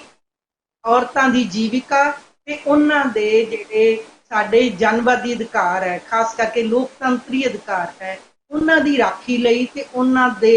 ਉਹਨਾਂ ਨੂੰ ਲੈਣ ਦੇ ਲਈ ਉਹਨਾਂ ਦਾ ਜਿਹੜੀ ਕਾਲ ਦਿੱਤੀ ਜਾ ਰਹੀ ਹੈ। ਅਜੇ ਤੇ ਅਸੀਂ ਇੱਥੇ ਹੀ ਹਾਂ। ਡਾਕਟਰ ਢਿੱਲੋਂ, ਅਸੀਂ ਜੇ ਪੰਜਾਬੀ ਸਮਾਜ ਦੀ ਗੱਲ ਕਰੀਏ ਕਿ ਪੰਜਾਬੀ ਸਮਾਜ ਦੇ ਵਿੱਚ ਔਰਤ ਦਾ, ਸਿੱਖ ਸਮਾਜ ਦੇ ਵਿੱਚ ਔਰਤ ਦਾ ਜਿਹੜਾ ਹੈ ਸਥਾਨ ਹੈ ਅੱਜ ਕਿੱਥੇ ਹੈ, ਕਿਉਂਕਿ ਅਸੀਂ ਪਿੱਛੇ ਮੁੜ ਕੇ ਦੇਖਦੇ ਹਾਂ ਕਿ ਜੇ ਧਰਮਾਂ ਦੀ ਗੱਲ ਕੀਤੀ ਜਾਵੇ ਕਿ ਜਿਸ ਤਰ੍ਹਾਂ ਦਾ ਬਰਾਬਰਤਾ ਦਾ ਦਰਜਾ ਸਿੱਖ ਧਰਮ ਦੇ ਵਿੱਚ ਔਰਤ ਨੂੰ ਦਿੱਤਾ ਗਿਆ, ਸ਼ਾਇਦ ਦੂਜੇ ਧਰਮਾਂ ਦੇ ਵਿੱਚ ਉਸ ਤਰ੍ਹਾਂ ਦੀ ਕੋਈ ਉਦਾਹਰਨ ਨਹੀਂ ਹੈ। ਪਰ ਇਸ ਦੇ ਬਾਵਜੂਦ ਵੀ ਹਕੀਕੀ ਜਿਹੜੀਆਂ ਪਰਿਸਥਿਤੀਆਂ ਕੀ ਨੇ ਸਿੱਖ ਸਮਾਜ ਦੇ ਵਿੱਚ, ਪੰਜਾਬੀ ਸਮਾਜ ਦੇ ਵਿੱਚ, ਜੇ ਔਰਤ ਨੂੰ ਤੁਸੀਂ ਦੇਖਣਾ ਹੋਵੇ ਅੱਜ। ਅਸੀਂ ਮਹਾਰਾਣੀ ਜਿੰਦਾਂ ਦੀ ਗੱਲ ਕੀਤੀ ਹੈ, ਠੀਕ ਹੈ, ਉਹਨੇ ਸੰਘਰਸ਼ ਕੀਤਾ, ਪਰ ਉਹ ਹਾਲਾਂਕਿ ਮਹਾਰਾਣੀ ਬਣ ਸਕਦੀ ਸੀ, ਨਹੀਂ ਬਣੀ ਮਹਾਰਾਣੀ, ਸੋ ਉਹ ਵੀ ਇੱਕ ਫੈਕਟਰ ਹੈ। ਇਹ ਸਾਰੇ ਜਿਹੜੇ ਹਿਸਟੋਰੀਕਲ ਚੀਜ਼ਾਂ ਪਈਆਂ ਹੋਈਆਂ, ਜੇ ਪੰਜਾਬੀ ਸਿੱਖ ਸਮਾਜ ਦੀ ਗੱਲ ਕਰਨੀ ਹੋਵੇ ਤੇ ਔਰਤ ਦੀ ਸਥਿਤੀ ਕਿੱਥੇ ਹੈ? ਜਸਪਾਲ ਜੀ, ਇਹਦੇ ਲਈ ਸਾਨੂੰ ਇੱਕ ਪੂਰੇ ਦਾ ਪੂਰਾ ਇੱਕ ਸੈਗਮੈਂਟ, ਇੱਕ ਹੋਰ ਸਾਨੂੰ ਪ੍ਰੋਗਰਾਮ ਕਰਨਾ ਪਏਗਾ, ਬਰੀਫਲੀ ਤੁਸੀਂ ਥੋੜਾ। ਹਾਂ, ਕਿਉਂਕਿ ਇਸਦੇ ਇੰਨੇ ਜ਼ਿਆਦਾ ਪੱਖ ਨੇ ਸਾਡੇ, ਖਾਸ ਕਰਕੇ ਸਿੱਖ ਔਰਤ ਦੇ। ਮੈਂ ਇਹ ਕਹਿਣਾ ਚਾਹੁੰਦੀ ਹਾਂ ਕਿ ਥਿਊਰੀ ਦੇ ਪੱਧਰ ਦੇ ਉੱਤੇ ਜਿਹੜੀ ਫਿਲਾਸਫੀ ਹੈ ਗੁਰੂ ਨਾਨਕ ਦੇਵ ਜੀ ਦੀ, ਔਰ ਸਾਡਾ ਅਸੀਂ ਸਮਝਦੇ ਗੁਰੂ ਗ੍ਰੰਥ ਸਾਹਿਬ ਦੇ ਵਿੱਚ ਜਿਹੜੀ ਪਈ ਹੋਈ ਫਿਲਾਸਫੀ ਹੈ, ਉਹੀ ਸਿੱਖ ਸਿਧਾਂਤ ਨੇ, ਤੇ ਉਸ ਦੇ ਵਿੱਚ ਉਹ ਔਰਤ ਨੂੰ ਬਰਾਬਰ ਦਾ ਦਰਜਾ ਦਿੰਦੇ ਨੇ। ਪਰ ਜਿਹੜੀਆਂ ਸਾਡੀਆਂ ਪ੍ਰੈਕਟਿਸਿਸ ਨੇ, ਰਿਲੀਜੀਅਸ ਪ੍ਰੈਕਟਿਸਿਸ ਨੇ, ਔਰ ਜਿਹੜੇ ਉਹਨਾਂ ਦੇ ਉੱਤੇ ਉਹ ਸਾਡੇ ਜਿਹੜੇ ਇੰਸਟੀਟਿਊਸ਼ਨ ਨੇ, ਖਾਸ ਕਰਕੇ SGPC ਹੈ, ਸ਼੍ਰੋਮਣੀ ਗੁਰਦੁਆਰਾ ਪ੍ਰਬੰਧਕ ਕਮੇਟੀ ਹੈ, ਜਾਂ ਗੁਰਦੁਆਰਿਆਂ ਦੇ ਹੋਰ ਜਿਹੜਾ ਸਾਂਭ ਸੰਭਾਲ ਲਈ ਜਿਹੜੇ ਸਾਡੇ ਅਦਾਰੇ ਨੇ, ਉਹਨਾਂ ਦੇ ਵਿੱਚ ਜਿਹੜੀ ਉਹਦੇ ਉੱਤੇ ਕਾਬਜ਼ ਜਿਹੜੇ ਲੋਕ ਨੇ, ਉਹ ਇੱਕ ਪਿੱਤਰ ਸੱਤਾਤਮਕ, ਜਿਹਨੂੰ ਅਸੀਂ ਪੈਟਰੀਆਰਕਲ ਮਾਈਂਡ ਸੈਟ ਕਹਿੰਦੇ ਆ, ਉਹ ਉਸ ਤਰ੍ਹਾਂ ਦੀ ਜਿਹੜੀ ਮਾਨਸਿਕਤਾ ਦੇ ਲੋਕ ਨੇ। ਹੁਣ ਮੈਂ ਇਹ ਕਹਿਣਾ ਚਾਹੁੰਦੀ ਹਾਂ ਕਿ ਜਿਸ ਤਰ੍ਹਾਂ ਬਹੁਤ ਲੰਬੇ ਸਮੇਂ ਤੋਂ ਮੰਗ ਉੱਠਦੀ ਹੈ, ਔਰਤਾਂ ਕਹਿੰਦੀਆਂ ਨੇ ਕਿ ਦਰਬਾਰ ਸਾਹਿਬ ਦੇ ਵਿੱਚ ਸਾਨੂੰ ਜਿਹੜੀ ਕੀਰਤਨ ਕਰਨ ਦੀ ਜਿਹੜੀ ਹੈ ਆਜ਼ਾਦੀ ਹੋਣੀ ਚਾਹੀਦੀ, ਉਹਨਾਂ ਨੂੰ ਹੱਕ ਮਿਲਣਾ ਚਾਹੀਦਾ, ਉਹ ਨਹੀਂ ਦਿੱਤਾ ਜਾ ਰਿਹਾ। ਜਦੋਂ ਕਿ ਆਪਣਾ ਗੁਰੂ ਗ੍ਰੰਥ ਸਾਹਿਬ ਦੇ ਵਿੱਚ ਕਿਧਰੇ ਵੀ ਇਸ ਤਰ੍ਹਾਂ ਦੀ ਗੱਲ ਨਹੀਂ ਹੈ, ਕਿਉਂਕਿ ਜਿਹੜੀ ਰਹਿਤ ਮਰਿਆਦਾ ਦੇ ਵਿੱਚ ਸਿੱਖ ਦੀ ਪਰਿਭਾਸ਼ਾ ਹੈ, ਉਹਦੇ ਵਿੱਚ ਸਪਸ਼ਟ ਲਿਖਿਆ ਹੋਇਆ ਹੈ, ਸਿੱਖ ਉਹਦੇ ਬ੍ਰੈਕਟ 'ਚ ਪਾਇਆ ਹੋਇਆ ਹੈ, ਕੋਈ ਮਰਦ ਜਾਂ ਔਰਤ, ਉਹਨੂੰ ਸਿੱਖ ਸਮਝਿਆ ਗਿਆ ਹੈ। ਜਿਸ ਤਰ੍ਹਾਂ ਮੈਂ ਪਹਿਲਾਂ ਪਰਸਨ ਕੈਨੇਡਾ ਦੇ ਪ੍ਰਸੰਗ ਦੇ ਵਿੱਚ ਆਪਾਂ ਪਰਸਨ ਲਾਅ ਦੀ ਗੱਲ ਕੀਤੀ ਹੈ ਕਿ ਵੂਮਨ ਆਰ ਦਾ ਪਰਸਨ, ਤੇ ਔਰਤਾਂ ਵੀ ਸਿੱਖ ਨੇ, ਜਾਂ ਅਸੀਂ ਉਹਨੂੰ ਸਿੱਖਣੀ ਕਵਾਂਗੇ ਜਾਂ ਸਿੰਘਣੀ ਕਵਾਂਗੇ। ਉਹਦੇ ਵਿੱਚ ਸਪਸ਼ਟ ਰਹਿਤ ਮਰਿਆਦਾ ਦੇ ਵਿੱਚ, ਜਿਹੜੀ ਕਿ 1935 ਤੋਂ ਬਣਦੀ ਸ਼ੁਰੂ ਹੋਈ, 1945 ਚ 10 ਸਾਲ ਤੱਕ ਰਹਿਤ ਮਰਿਆਦਾ ਦੇ ਉੱਤੇ ਸਾਡੇ ਵੱਡੇ ਵਿਦਵਾਨਾਂ ਨੇ ਕੰਮ ਕੀਤਾ, ਤੇ ਉਹਦੇ ਵਿੱਚ ਲਿਖਿਆ ਵੀ ਹੋਇਆ ਹੈ ਕਿ ਅੰਮ੍ਰਿਤ ਪਾਨ ਦੇ ਵਿੱਚ ਔਰਤਾਂ ਸ਼ਾਮਲ ਹੋ ਸਕਦੀਆਂ। ਤੇ ਮੈਂ ਇਤਿਹਾਸ ਵੱਲ ਜਾਵਾਂਗੀ ਕਿ ਜਦੋਂ ਅੰਮ੍ਰਿਤ ਛਕਾਇਆ ਗਿਆ ਤੇ ਗੁਰੂ ਗੋਬਿੰਦ ਸਿੰਘ ਜੀ ਸਾਹਿਬ ਨੇ ਜਿਹੜੀ ਸਾਡੀ ਬੀਬੀ ਸਾਹਿਬ ਕੌਰ ਸੀ, ਉਹਨੂੰ ਕਿਹਾ ਕਿ ਤੁਸੀਂ ਪਤਾਸੇ ਪਾ ਕੇ ਅੰਮ੍ਰਿਤ ਨੂੰ ਹੋਰ ਜਿਹੜਾ ਹੈ ਉਹਨਾਂ ਨੂੰ ਹੋਰ ਰਵਾਇਤ ਉਹਨਾਂ ਨੂੰ ਦਿੱਤੀ। ਸੋ ਇਹ ਅੱਜ ਦੇ ਦੌਰ ਦੇ ਵਿੱਚ ਜਿਹੜੀਆਂ ਰਿਲੀਜੀਅਸ ਇੰਸਟੀਟਿਊਸ਼ਨ ਦੇ ਵਿੱਚ ਜਿਹੜੀ ਪਾਰਟਿਸਿਪੇਸ਼ਨ ਆਫ ਵੂਮਨ ਹੈ, ਉਹ ਬਿਲਕੁਲ ਨਾਂ ਦੇ ਮਾਤਰ ਹੈ। ਪਰ ਇਸੇ ਦਲੀਲ ਨੂੰ ਕਈ ਵਾਰੀ ਇਦਾਂ ਵੀ ਲਿਆ ਜਾਂਦਾ, ਜਦੋਂ ਆਮ ਤੌਰ ਦੇ ਉੱਤੇ ਗੱਲ ਚੱਲਦੀ ਹੈ ਕਿ ਬੀਬੀਆਂ ਨੂੰ ਕੀਰਤਨ ਕਰਨ ਦੀ ਜਿਹੜੀ ਇਜਾਜ਼ਤ ਨਹੀਂ ਦਿੱਤੀ ਜਾਂਦੀ, ਜਾਂ ਹੋਰ ਵੀ ਜਿਹੜੀਆਂ ਸਭਾਵਾਂ ਨੇ ਨਹੀਂ ਦਿੱਤੀ ਜਾਂਦੀ, ਉਹਦੇ ਵਿੱਚ ਆਮ ਤੌਰ ਦੇ ਉੱਤੇ ਬੜੇ ਹੀ ਮਤਲਬ ਬੇਹੂਦਾ ਕਿਸਮ ਦੇ ਤਰਕ ਦਿੱਤੇ ਜਾਂਦੇ ਨੇ। ਉਹਨਾਂ ਦੇ ਵਿੱਚੋਂ ਇੱਕ ਤਰਕ ਇਹ ਵੀ ਹੁੰਦਾ ਕਿ 5 ਜਿਹੜੇ ਪਿਆਰੇ ਸੀ, ਉਹਨਾਂ ਦੇ ਵਿੱਚ ਅਗਰ ਬੀਬੀ ਨੂੰ ਸ਼ਾਮਲ ਨਹੀਂ ਕੀਤਾ ਗਿਆ, ਸੋ ਇਦਾਂ ਦੀਆਂ ਦਲੀਲਾਂ ਵੀ ਦਿੱਤੀਆਂ ਜਾਂਦੀਆਂ। ਸੋ ਪੰਜਾਬ ਸਿੱਖ ਸਮਾਜ ਦੇ ਵਿੱਚ ਇਦਾਂ ਦੀਆਂ ਪ੍ਰੋਬਲਮ ਪਈਆਂ ਹੋਈਆਂ। ਸੋ ਪਰ ਦੂਜੇ ਪਾਸੇ ਨੂੰ ਇਹ ਵੀ ਦੇਖਣਾ ਪਏਗਾ ਕਿ ਸ਼੍ਰੋਮਣੀ ਗੁਰਦੁਆਰਾ ਪ੍ਰਬੰਧਕ ਕਮੇਟੀ ਦੁਨੀਆ ਦੀ ਪਹਿਲੀ ਇਦਾਂ ਦੀ ਡੈਮੋਕ੍ਰੈਟਿਕ ਸੰਸਥਾ ਸੀ ਜਿਹਨੇ VOTING ਦਾ ਰਾਈਟ ਬੀਬੀਆਂ ਨੂੰ ਦਿੱਤਾ। ਸੋ ਇਹ ਵੀ ਬਹੁਤ ਵੱਡੀ ਗੱਲ ਹੈ। ਪ੍ਰਧਾਨ ਵੀ ਬੀਬੀ ਜਗੀਰ ਕੌਰ ਹੈ, ਉਹਦੀਆਂ ਚਲੋ ਬਾਕੀ ਚੀਜ਼ਾਂ ਨੂੰ ਜੇ ਪਾਸੇ ਵੀ ਛੱਡ ਦਈਏ ਤਾਂ ਉਹਦਾ ਪ੍ਰਧਾਨ ਵੀ ਬਣਨਾ ਆਪਣੇ ਆਪ ਦੇ ਵਿੱਚ। ਸੋ ਸਿੱਖ ਸਮਾਜ ਦੇ ਵਿੱਚ ਚੰਗੀਆਂ ਮਾੜੀਆਂ ਚੀਜ਼ਾਂ ਦਾ ਇੱਕ ਜਿਹੜਾ ਪੋਜ਼ਿਟਿਵ ਤੇ ਨੈਗੇਟਿਵ ਦੋਨੇ ਚੀਜ਼ਾਂ ਪਈਆਂ ਹੋਈਆਂ, ਇਹਨਾਂ ਨੂੰ ਤੁਸੀਂ ਕਿਵੇਂ ਲੈਂਦੇ ਹੋ?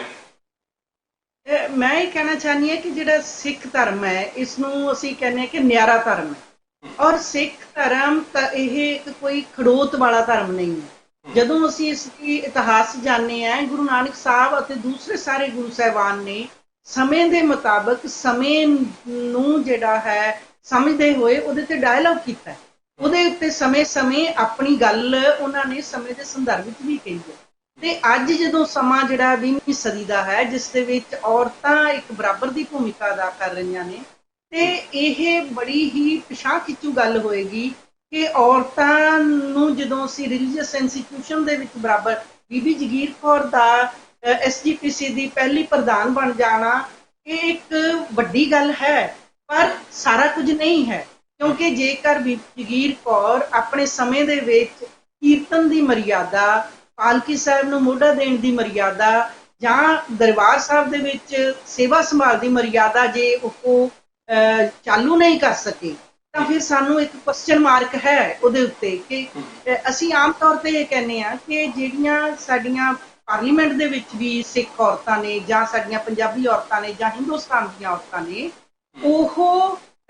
ਉਹ ਸਿੱਖ ਔਰਤ ਮਾਨਸਿਕਤਾ ਨੂੰ, ਔਰਤਾਂ ਨੂੰ ਰਿਪਰੈਜ਼ੈਂਟ ਕਰ ਰਹੀਆਂ ਨੇ ਜਾਂ ਇੱਕ ਪਾਰਟੀ ਨੂੰ ਰਿਪਰੈਜ਼ੈਂਟ ਕਰ ਰਹੀਆਂ ਨੇ। ਜੇ ਉਹ ਪਾਰਟੀ ਨੂੰ ਰਿਪਰੈਜ਼ੈਂਟ ਕਰ ਰਹੀਆਂ ਨੇ ਤੇ ਉਹ ਪਾਰਟੀ ਦੀ ਉਸ ਫਿਲਾਸਫੀ ਨੂੰ ਰਿਪਰੈਜ਼ੈਂਟ ਕਰਦੀਆਂ ਨੇ, ਚਾਹੇ ਉਹ ਔਰਤ ਹੋਏ ਜਾਂ ਮਰਦ ਹੋਏ। ਜੋ ਪਾਰਟੀ ਦੀ ਫਿਲਾਸਫੀ ਹੈ, ਪਾਰਟੀ ਦੀ ਵਿਚਾਰਧਾਰਾ ਹੈ, ਅਗਰ ਉਹ ਪੈਟਰੀਆਰਕਲ ਲੀਹਾਂ ਦੇ ਉੱਤੇ ਹੈ, ਜੇ ਉਹ ਇਕੁਅਲ ਜਿਹੜਾ ਮਰਦ ਔਰਤ ਦੇ ਬਰਾਬਰ ਰੁਤਬੇ ਦੀ ਗੱਲ ਨਹੀਂ ਕਰਦੀ, ਤਾਂ ਉੱਥੇ ਪਾਰਲੀਮੈਂਟ ਵਿੱਚ ਬੈਠੀਆਂ ਔਰਤਾਂ ਵੀ ਔਰਤ ਦੀ ਜਿਹੜੀ ਉਸਦੀ ਸਮੁੱਚੀ ਜਿਹੜੀ ਸ਼ਖਸੀਅਤ ਔਰ ਔਰਤਾਂ ਦੀ ਜਿਹੜੀ ਭਾਗੀਦਾਰੀ ਦੀ ਗੱਲ ਉਸ ਤਰ੍ਹਾਂ ਨਹੀਂ ਕਰਨੀ। ਤੇ ਜੇਕਰ ਆਪਣੀ SGPC ਦੇ ਵਿੱਚ ਬੈਠੀਆਂ ਹੋਈਆਂ ਔਰਤਾਂ ਵੀ ਜੇਕਰ ਉਹ ਵਿਰਾਸਤ ਦੇ ਤੌਰ ਤੇ ਜਿਸ ਤਰੀਕੇ ਦੇ ਨਾਲ ਕਿ ਪੰਜਾਬ ਦੇ ਵਿੱਚ ਜਦੋਂ 33% ਹੋਇਆ ਜਾਂ ਹਿੰਦੁਸਤਾਨ ਦੇ ਵਿੱਚ 33% ਸਾਡੀ ਪੰਚਾਇਤਾਂ ਦੇ ਵਿੱਚ ਤੇ ਮਿਊਨਿਸਪਲ ਕਮੇਟੀਆਂ ਦੇ ਵਿੱਚ ਹੋਇਆ, ਤੇ ਬਹੁਤ ਵਾਰੀ ਇਹ ਹੋਇਆ ਕਿ ਔਰਤਾਂ ਨਹੀਂ ਜਾਂਦੀਆਂ, ਉਸਦੇ ਮਰਦ ਜਿਹੜੇ ਸਾਥੀ ਨੇ, ਜਿਹੜੇ ਪਤੀ ਨੇ ਜਾਂ ਪੁੱਤਰ ਨੇ, ਉਹਨਾਂ ਦੀ ਥਾਂ ਦੇ ਉੱਤੇ ਜਾ ਕੇ ਮੀਟਿੰਗਾਂ ਦੇ ਵਿੱਚ ਹਾਜ਼ਰ ਹੁੰਦੇ ਨੇ ਤੇ ਉਹਨਾਂ ਨੂੰ ਕਿਹਾ ਜਾਂਦਾ ਕਿ ਸਰਪੰਚ ਸਾਹਿਬ। ਬਹੁਤ ਸਾਰੀਆਂ ਔਰਤਾਂ ਅੱਗੇ ਵੀ ਆਈਆਂ, ਐਸੀ ਗੱਲ ਨਹੀਂ ਹੈ, ਇਸ ਦੇ ਵਿੱਚ ਅੱਗੇ ਵੀ ਆਈਆਂ। ਔਰ ਗੁਰਸ਼ਰਨ ਸਿੰਘ ਦਾ ਇੱਕ ਨਾਟਕ ਹੈ ਸਰਪੰਚਣੀ, ਜਿਹੜਾ ਇਹ ਦੱਸਦਾ ਕਿ ਨਹੀਂ, ਔਰਤਾਂ ਚਾਹੁੰਦੀਆਂ ਕਿ ਅਸੀਂ ਅੱਗੇ ਆਈਏ। ਸੋ ਇਸ ਤਰੀਕੇ ਦੇ ਨਾਲ ਜਿਹੜੀ ਚੇਂਜ ਤਾਂ ਹੋ ਰਹੀ ਹੈ, ਪਰ ਸਿੱਖ ਧਰਮ ਦੇ ਵਿੱਚ ਖਾਸ ਕਰਕੇ ਉਹਨਾਂ ਦੀਆਂ ਜਿਹੜੀਆਂ ਰਿਲੀਜੀਅਸ ਪ੍ਰੈਕਟਿਸਿਸ ਨੇ, ਖਾਸ ਕਰਕੇ ਸੋਸ਼ਲ ਪ੍ਰੈਕਟਿਸਿਸ ਨੇ, ਜਿੰਨੀ ਦੇਰ ਤੱਕ ਉਹ ਗੁਰੂ ਗ੍ਰੰਥ ਸਾਹਿਬ ਦੇ ਵਿੱਚ ਪਏ ਹੋਏ ਜਿਹੜੀ ਫਿਲਾਸਫੀ ਹੈ, ਵਿਚਾਰਧਾਰਾ ਨੂੰ ਅਮਲੀ ਰੂਪ ਵਿੱਚ ਅਸੀਂ ਲਾਗੂ ਨਹੀਂ ਕਰਦੇ, ਤਾਂ ਅਸੀਂ ਗੁਰੂਆਂ ਦੇ ਸਿਧਾਂਤ ਦੀ ਅਣਦੇਖੀ ਕਰ ਰਹੇ ਹਾਂ। ਅਸੀਂ ਗੁਰੂਆਂ ਦੇ ਨਾਮ ਦੇ ਉੱਤੇ ਬਣੀਆਂ ਹੋਈਆਂ ਸੰਸਥਾਵਾਂ ਦੇ ਵਿੱਚ ਹੀ ਅਸੀਂ ਗੁਰੂ ਵਿਰੋਧੀ ਜਿਹੜਾ ਹੈ ਆਪਣਾ ਪ੍ਰੈਕਟਿਸ ਕਰ ਰਹੇ ਹਾਂ। ਉਹਦੇ ਵਿੱਚ ਸਾਡੀਆਂ ਜਿਹੜੀਆਂ ਸਾਰੀਆਂ ਜਿਹੜਾ ਸਾਡਾ ਕੰਮਕਾਰ ਹੈ ਉਹ ਗੁਰੂ ਦੇ ਨਾਲ ਨਹੀਂ ਹੈ, ਗੁਰੂ ਦੇ ਮੁਤਾਬਕ ਨਹੀਂ ਹੈ। ਸੋ ਇਸ ਕਰਕੇ ਸਾਨੂੰ ਇਹ ਸੋਚਣਾ ਬਣਦਾ ਹੈ ਅੱਜ 21ਵੀਂ ਸਦੀ ਦੇ ਵਿੱਚ, ਜਦੋਂ ਮਰਦ ਔਰਤ ਮੋਢੇ ਨਾਲ ਮੋਢਾ ਜੋੜ ਕੇ ਚੱਲ ਰਹੇ ਆ, ਜਦੋਂ ਅੱਜ ਦੀ ਸਦੀ ਇਹ ਕਹਿੰਦੀ ਹੈ ਕਿ ਦਿਮਾਗੀ ਤੌਰ ਤੇ ਜਿਹੜਾ ਚੇਤਨ ਹੈ, ਅੱਜ ਇੰਟੈਲੈਕਟ ਦੀ ਸਦੀ ਹੈ, ਇਹ ਅੱਜ ਫਿਜ਼ੀਕਲ ਸਦੀ ਨਹੀਂ ਹੈ। ਆਮ ਕਿਹਾ ਜਾਂਦਾ ਕਿ ਔਰਤਾਂ ਫਿਜ਼ੀਕਲ ਤੌਰ ਤੇ, ਸਰੀਰਕ ਤੌਰ ਤੇ ਕਮਜ਼ੋਰ ਨੇ, ਪਰ ਜਦੋਂ ਮਾਨਸਿਕ ਤੇ ਸਾਡੇ ਦਿਮਾਗੀ ਵਿਕਾਸ ਦੀ ਗੱਲ ਹੁੰਦੀ ਹੈ, ਔਰਤਾਂ ਉਸ ਦੇ ਪਿੱਛੇ ਨਹੀਂ ਹੈ। ਸੋ ਬਹੁਤ ਸਾਰੀਆਂ ਐਸੀਆਂ ਸੰਸਥਾਵਾਂ ਨੇ, ਹੁਣ ਤੇ ਹਿੰਦੁਸਤਾਨ ਦੇ ਵਿੱਚ ਦੇਖੀਏ BSF ਦੇ ਵਿੱਚ ਜਾਂ ਸਾਡੇ ਜਿਹੜੇ ਸਾਡੇ ਮਿਲਟਰੀ ਦੇ ਅਦਾਰੇ ਨੇ, ਉਹਦੇ ਵਿੱਚ ਔਰਤਾਂ ਆ ਰਹੀਆਂ ਨੇ, ਤੇ ਇਹ ਇੱਕ ਉਹਨਾਂ ਨੂੰ ਮੌਕੇ ਦੇਣ ਦੀ ਗੱਲ ਹੈ। ਮੌਕੇ ਦੇ ਕੇ ਫਿਰ ਹੀ ਗੱਲ ਅੱਗੇ ਤੁਰੇਗੀ, ਤੇ ਤਾਂ ਹੀ ਜਿਹੜਾ ਹੈ ਨਿਆਰਾ ਧਰਮ ਸਾਡਾ ਬਣੇਗਾ, ਜੇਕਰ ਅਸੀਂ ਆਪਣੀਆਂ ਜਿਹੜੀਆਂ ਔਰਤਾਂ ਨੂੰ ਬਰਾਬਰ ਦੇ ਮੌਕੇ ਦੇ। ਤੁਸੀਂ ਅੱਧਾ ਟਾਈਮ ਤਕਰੀਬਨ ਪੰਜਾਬ 'ਚ ਰਹਿੰਦੇ ਹੋ ਤੇ ਕੈਨੇਡਾ 'ਚ ਵੀ, ਬਾਕੀ ਦੁਨੀਆ 'ਚ ਵੀ ਤੁਸੀਂ ਸਫ਼ਰ ਕਰਦੇ ਹੋ ਆਪਣੇ ਕੰਮ ਦੇ ਸਿਲਸਿਲੇ ਦੇ ਵਿੱਚ। ਜਿਹੜੀ ਪੰਜਾਬੀ ਔਰਤ ਹੈ ਅੱਜ, ਕਿਉਂਕਿ ਗਲੋਬਲ ਪੰਜਾਬੀ ਕਮਿਊਨਿਟੀ ਹੈ, ਹਰ ਕੰਟਰੀ ਦੇ ਵਿੱਚ ਮਾਈਗ੍ਰੇਟ ਕਰਕੇ ਪੰਜਾਬੀ ਪਹੁੰਚੇ ਹੋਏ ਨੇ, ਹੁਣ ਤੋਂ ਹੀ ਨਹੀਂ, ਮਤਲਬ ਤਕਰੀਬਨ 100-125 ਸਾਲ ਤੋਂ ਇਹ ਪ੍ਰੋਸੈਸ ਚੱਲ ਰਿਹਾ ਲਗਾਤਾਰ, ਤੇ ਇਹ ਜਿਹੜਾ ਚੱਲਦਾ ਰਹਿਣਾ। ਸੋ ਜਿਹੜੀ ਪੰਜਾਬੀ ਔਰਤ ਹੈ, ਕੌਮਾਂਤਰੀ ਪੱਧਰ ਦੇ ਉੱਤੇ ਤੁਸੀਂ ਵੱਖ-ਵੱਖ ਸਮਾਜਾਂ ਦੀ ਜੇ ਗੱਲ ਕਰੀਏ, ਕੈਨੇਡਾ ਦੇ ਵਿੱਚ, ਅਮਰੀਕਾ ਦੇ ਵਿੱਚ ਔਰਤ ਦੀ ਸਥਿਤੀ ਜਿਹੜੀ ਹੈ ਅੱਜ ਜੇ ਦੇਖਣਾ ਹੋਵੇ, ਜਿਹੜੇ ਇਕੁਅਲ ਰਾਈਟਸ ਦੀ ਗੱਲ ਹੋਵੇ, ਤਾਂ ਇੰਡੀਆ ਨਾਲ ਜੇ ਕੰਪੈਰੀਜ਼ਨ ਕਰਨਾ ਹੋਵੇ ਪੰਜਾਬੀ ਔਰਤ ਦਾ, ਜਿਹੜੀ ਬਾਹਰ ਬੈਠੀ ਔਰਤ ਹੈ, ਉਹਦੀ ਸਥਿਤੀ ਥੋੜੀ ਬਿਹਤਰ ਹੈ ਜਾਂ ਉਦਾਂ ਦੀ ਹੈ? ਨਹੀਂ, ਉਹਦੇ ਵਿੱਚ ਅਸੀਂ ਇਸ ਨੂੰ ਇੱਕ ਲਫ਼ਜ਼ ਦੇ ਵਿੱਚ ਜਾਂ ਇੱਕ ਵਾਕ ਦੇ ਵਿੱਚ ਨਹੀਂ ਕਹਿ ਸਕਦੇ। ਇੱਥੇ ਜਦੋਂ ਔਰਤਾਂ ਆਈਆਂ ਨੇ, ਖਾਸ ਕਰਕੇ ਕੈਨੇਡਾ, ਸਭ ਤੋਂ ਪਹਿਲੀਆਂ ਔਰਤਾਂ ਸਾਡੀਆਂ ਇੰਗਲੈਂਡ ਦੇ ਵਿੱਚ ਗਈਆਂ, ਜਾਂ ਉਸ ਤੋਂ ਪਹਿਲਾਂ ਸਾਡੇ ਮਲੇਸ਼ੀਆ, ਸਿੰਗਾਪੁਰ ਦੇ ਵਿੱਚ ਸਾਡੇ ਭਾਰਤੀ ਤੇ ਖਾਸ ਕਰਕੇ ਪੰਜਾਬੀ ਸਭ ਤੋਂ ਪਹਿਲਾ ਪ੍ਰਵਾਸ ਸਾਡਾ ਜਿਹੜਾ ਹੈ ਇਹਨਾਂ ਮੁਲਕਾਂ ਦੇ ਵਿੱਚ ਹੋਇਆ, ਫਿਲਪਾਈਨ ਦੇ ਵਿੱਚ ਹੋਇਆ, ਸਿੰਗਾਪੁਰ, ਹਾਂਗਕਾਂਗ, ਮਲੇਸ਼ੀਆ ਦੇ ਵਿੱਚ, ਇੰਗਲੈਂਡ ਦੇ ਵਿੱਚ। ਉਸ ਤੋਂ ਬਾਅਦ ਸਾਡਾ ਜਿਹੜਾ ਪ੍ਰਵਾਸ ਹੈ ਦੂਸਰੇ ਮੁਲਕਾਂ ਦੇ ਵਿੱਚ ਜਿਹੜਾ ਹੈ ਉਹ ਹੋਣਾ ਸ਼ੁਰੂ ਹੁੰਦਾ। ਪਰ ਜਦੋਂ ਇੱਥੇ ਔਰਤਾਂ ਆਈਆਂ, ਉਹਨਾਂ ਨੇ ਇਸ ਆਜ਼ਾਦੀ ਦੇ ਜਿਹੜੇ ਸਾਡਾ ਇੱਕ ਵੈਸਟ ਦੀ ਆਜ਼ਾਦੀ ਕਹਿੰਦੀ ਆ, ਜਾਂ ਕਿਉਂਕਿ ਵੈਸਟ ਜਿਹੜੀ ਆਜ਼ਾਦੀ ਦਾ ਪ੍ਰਸੰਗ ਹੈ, ਸਾਡੇ ਨਾਲੋਂ ਇੱਥੇ ਪਹਿਲਾਂ ਔਰਤ ਦੇ ਮਨਾਂ ਦੇ ਵਿੱਚ ਉਹਨਾਂ ਦੀ ਸੱਚੀ ਜਿਹੜੀ ਉਹਨਾਂ ਦਾ ਕੰਮ ਕਾਜ ਹੈ ਉਹਦੇ ਵਿੱਚ ਆਇਆ। ਤਾਂ ਉੱਥੇ ਔਰਤਾਂ ਨੇ ਜਦੋਂ ਦੇਖਿਆ ਕਿ ਨਹੀਂ, ਇੱਥੇ ਮਰਦ ਤੇ ਔਰਤ ਬਰਾਬਰ ਦਾ ਭਾਗੀਦਾਰ ਨੇ, ਔਰ ਉਹਨਾਂ ਨੂੰ ਬਾਹਰ ਆਪਣੀਆਂ ਫੈਕਟਰੀਆਂ 'ਚ ਜਾਂ ਉਹਨਾਂ ਦੇ ਆਫਿਸ 'ਚ ਕੰਮ ਕਰਨ ਦੇ ਮੌਕੇ ਮਿਲੇ, ਤੇ ਉਹਨਾਂ ਨੇ ਪਰਫਾਰਮ ਵੀ ਕੀਤਾ। ਐਸੀ ਗੱਲ ਨਹੀਂ ਹੈ ਕਿ ਉਹਨਾਂ ਨੇ ਪਰਫਾਰਮ ਨਹੀਂ ਕੀਤਾ। ਤੇ ਸਾਡੀਆਂ ਜਿਹੜੀਆਂ ਪੰਜਾਬ 'ਚ ਬੈਠੀਆਂ ਹੋਈਆਂ ਔਰਤਾਂ ਨੇ, ਉਹ ਕਿਉਂਕਿ ਹੁਣ 1990 ਤੋਂ ਬਾਅਦ ਜਿਹੜਾ ਸਾਡਾ ਵਰਲਡ ਹੈ, ਵਿਸ਼ਵ ਹੈ, ਇੱਕ ਗਲੋਬਲ ਵਿਸ਼ਵ ਦੇ ਤੌਰ ਤੇ, ਗਲੋਬਲ ਪਿੰਡ ਦੇ ਤੌਰ ਤੇ ਜਿਹੜਾ ਹੈ ਜਾਣਿਆ ਜਾਂਦਾ ਹੈ। ਤੇ ਅਸੀਂ ਅੱਜ ਕੱਲ੍ਹ ਇਹ ਵੀ ਕਹਿ ਦਿੰਦੇ ਹਾਂ ਕਿ ਲੋਕਲ ਤੇ ਗਲੋਬਲ, ਇਹ ਇੱਕ ਨਵੀਂ ਟਰਮੀਨੋਲੋਜੀ ਹੈ। ਤੇ ਸਾਡੇ ਜਿਹੜੇ ਲੋਕਲ ਮੁੱਦੇ ਨੇ ਉਹ ਵੀ ਨਾਲ ਨਾਲ ਚੱਲ ਰਹੇ ਨੇ, ਖਾਸ ਕਰਕੇ ਪੰਜਾਬ ਦੇ ਪਿੰਡਾਂ 'ਚ, ਤੇ ਜਾਂ ਉੱਥੇ ਸਮਾਜਿਕ ਸੁਰੱਖਿਆ ਦਾ ਮੁੱਦਾ ਹੈ, ਜਾਂ ਸਿਹਤ ਦਾ ਮੁੱਦਾ ਹੈ, ਜਾਂ ਸਿੱਖਿਆ ਦਾ ਮੁੱਦਾ ਹੈ। ਤੇ ਜਦੋਂ ਕੈਨੇਡਾ ਦੀ ਧਰਤੀ ਤੇ ਜਾਂ ਇੰਗਲੈਂਡ ਦੀ ਧਰਤੀ ਤੇ ਸਾਡੀਆਂ ਔਰਤਾਂ ਆਉਂਦੀਆਂ ਨੇ, ਉਹਨਾਂ ਨੂੰ ਬਰਾਬਰ ਦੇ ਪਣਪਣ ਦੇ ਮੌਕੇ ਮਿਲਦੇ ਨੇ, ਖਾਸ ਕਰਕੇ ਘਰ ਤੋਂ ਬਾਹਰ। ਪਰ ਜਦੋਂ ਘਰਾਂ ਦੇ ਵਿੱਚ ਸਾਡੀਆਂ ਔਰਤਾਂ ਰਹਿੰਦੀਆਂ ਨੇ, ਤੇ ਉੱਥੇ ਉਹਨਾਂ ਨੂੰ ਜਿਹੜੀ ਇੱਕ ਜਿਹੜੀ ਪਿਤਰਾਤਮਕ ਜਿਹੜੀ ਸੱਤਾ ਹੈ ਸਾਡੀ, ਜਿਹੜੀ ਹੈ ਮਾਈਂਡ ਸੈਟ ਹੈ ਜਗੀਰਦਾਰੀ ਯੁੱਗ ਦੀਆਂ ਕੀਮਤਾਂ ਵਾਲਾ, ਜਾਂ ਅਸੀਂ ਇਹ ਕਵਾਂਗੇ ਕਿ ਸਾਡਾ ਜਿਹੜਾ ਫਿਊਡਲ ਸਿਸਟਮ ਹੈ, ਜਾਂ ਸਾਡਾ ਜਿਹੜਾ ਹੈ ਪੈਟਰੀਆਰਕਲ ਮਾਈਂਡ ਸੈਟ ਹੈ, ਉੱਥੇ ਔਰਤ ਨੂੰ ਦੁਜੈਲੇ ਰੁਤਬੇ ਦੇ ਵਿੱਚ ਹੀ ਉਹ ਪਰਿਭਾਸ਼ਿਤ ਕਰਦਾ। ਸੋ ਇਸ ਕਰਕੇ ਉਹ ਜਦੋਂ ਕੈਨੇਡਾ ਇੰਗਲੈਂਡ ਦੀ ਧਰਤੀ ਤੇ ਔਰਤ ਆਉਂਦੀ ਹੈ, ਉਹ ਦੂਰੇ ਸੰਕਟ ਦਾ ਸ਼ਿਕਾਰ ਹੁੰਦੀ ਹੈ।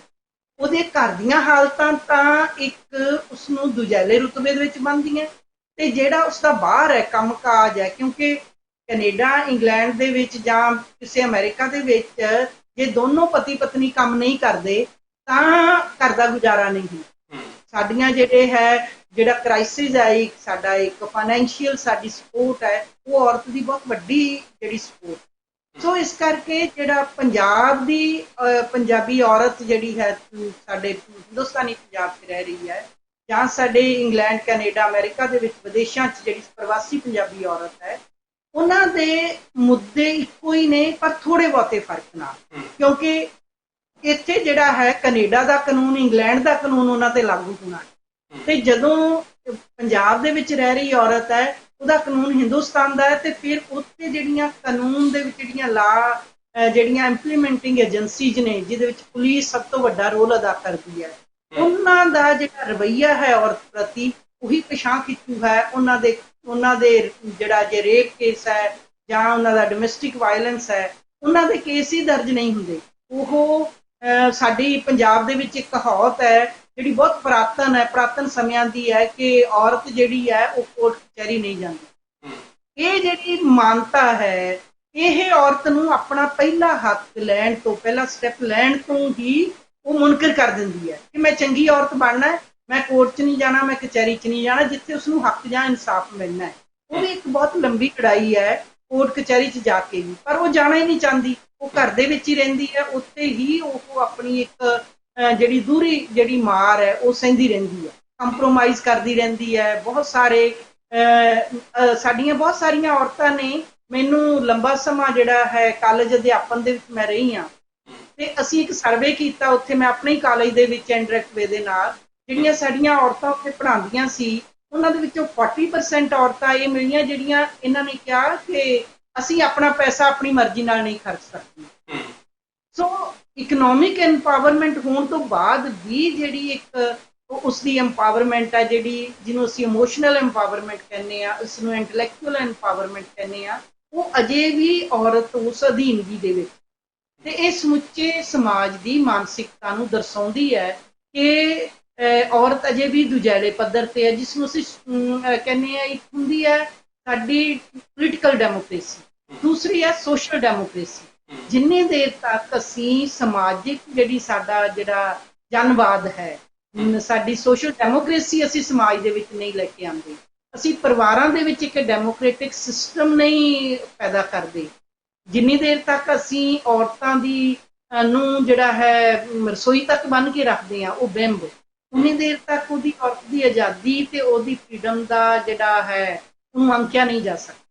ਸੋ ਬਹੁਤ ਬਹੁਤ ਸ਼ੁਕਰੀਆ ਡਾਕਟਰ ਢਿੱਲੋਂ, ਸਾਡੇ ਕੋਲ ਸਮਾਂ 1-2 ਮਿੰਟ ਦਾ ਹੀ ਹੈ, ਸੋ ਤੁਸੀਂ ਜੁੜੇ, ਟਾਈਮ ਕੱਢਿਆ, ਆਪਣੇ ਬਹੁਮੁੱਲੇ ਵਿਚਾਰ ਦਿੱਤੇ, ਬਹੁਤ ਬਹੁਤ ਸ਼ੁਕਰੀਆ। ਸੋ ਇਹ ਸੀ ਅੱਜ ਦਾ ਦਰਪਣ ਜਿਹੜਾ ਹੈ, ਤੁਸੀਂ ਪ੍ਰੋਗਰਾਮ ਨਾਲ ਜੁੜੇ, ਬਹੁਤ ਬਹੁਤ ਸ਼ੁਕਰੀਆ। ਹਜੇ ਔਰਤ ਨੇ ਜਿਹੜਾ ਹੈ ਇਕੁਐਲਿਟੀ ਡੇ 100 ਸਾਲ ਹੋ ਗਏ ਹੈ ਸੰਵਿਧਾਨਿਕ ਤੌਰ ਦੇ ਉੱਤੇ ਹੱਕ ਮਿਲਿਆ ਤਕਰੀਬਨ ਪੂਰੇ ਦੁਨੀਆ ਦੇ ਵਿੱਚ, ਪਰ ਹਲੇ ਵੀ ਅਸੀਂ ਦੇਖਦੇ ਹਾਂ, ਡਾਕਟਰ ਢਿੱਲੋਂ ਨੇ ਵੀ ਦੱਸਿਆ ਕਿ ਹਜੇ ਔਰਤ ਨੇ ਆਪਣਾ ਜਿਹੜਾ ਸੰਘਰਸ਼ ਦਾ ਸਫ਼ਰ ਹੈ ਉਹ ਹੋਰ ਹਜੇ ਲੰਮਾ ਸਮਾਂ ਕਰਨਾ ਪੈਣਾ। ਵੈਸੇ ਤੇ ਆਨਗੋਇੰਗ ਪ੍ਰੋਸੈਸ ਹੈ, ਇਹ ਚੱਲਦਾ ਰਹਿੰਦਾ ਹੈ ਸੋਸਾਇਟੀ ਦੇ ਵਿੱਚ। ਜਿਹੜੀਆਂ ਸਮਾਜ ਦੇ ਥੋੜੇ ਬਹੁਤ ਹਿੱਸੇ ਪਿੱਛੇ ਰਹਿ ਜਾਂਦੇ ਉਹਨਾਂ ਨੂੰ ਲਗਾਤਾਰ ਸੰਘਰਸ਼ ਕਰਨਾ ਪੈਂਦਾ। ਜਿਸ ਤਰ੍ਹਾਂ ਡਾਕਟਰ ਢਿੱਲੋਂ ਨੇ ਕਹੀ ਕਿ ਮਾਨਸਿਕਤਾ ਬਦਲਣ ਨੂੰ ਹਜੇ ਟਾਈਮ ਲੱਗਣਾ, ਅਗਰ ਕਾਨੂੰਨੀ ਅਧਿਕਾਰ ਮਿਲ ਵੀ ਚੁੱਕੇ ਆ, ਪਰ ਹਲੇ ਸਮਾਜ ਪਰਿਵਾਰ ਹੈ ਜਿਹੜੇ ਉਹਦੇ ਵਿੱਚ ਲੋਕਾਂ ਨੇ ਹਜੇ ਆਪਣੇ ਆਪ ਨੂੰ ਬਦਲਣ ਨੂੰ ਟਾਈਮ ਲੱਗਣਾ। ਸੋ ਪ੍ਰੋਗਰਾਮ ਨਾਲ ਜੁੜੇ ਬਹੁਤ ਬਹੁਤ ਸ਼ੁਕਰੀਆ। ਤੁਸੀਂ ਅਮਰੀਕਾ ਦੇ ਕਿਸੇ ਸ਼ਹਿਰ ਦੇ ਵਿੱਚੋਂ ਸਾਡੇ ਨਾਲ ਜੁੜਨਾ ਚਾਹੁੰਦੇ ਹੋ, ਆਪਣੀ ਕਮਿਊਨਿਟੀ, ਉੱਥੋਂ ਦੀ ਲੋਕਲ ਕਮਿਊਨਿਟੀ ਨਾਲ ਸਾਡੇ ਰਾਹੀਂ ਸਾਨੂੰ ਉਹਦੇ ਨਾਲ ਜੋੜਨਾ ਚਾਹੁੰਦੇ ਹੋ, ਇੱਕ ਪੁਲ ਦੇ ਤੌਰ ਤੇ ਕੰਮ ਕਰਨਾ ਚਾਹੁੰਦੇ ਹੋ, ਤੁਸੀਂ ਗਰਵ ਪੰਜਾਬ ਟੀਵੀ ਚੈਨਲ ਨਾਲ ਜੁੜ ਸਕਦੇ ਹੋ। ਅਸੀਂ ਰਲ ਮਿਲ ਕੇ ਕੰਮ ਕਰ ਸਕਦੇ ਹਾਂ, ਕਮਿਊਨਿਟੀ ਦਾ ਇੱਕ ਅਕਸ ਜਿਹੜਾ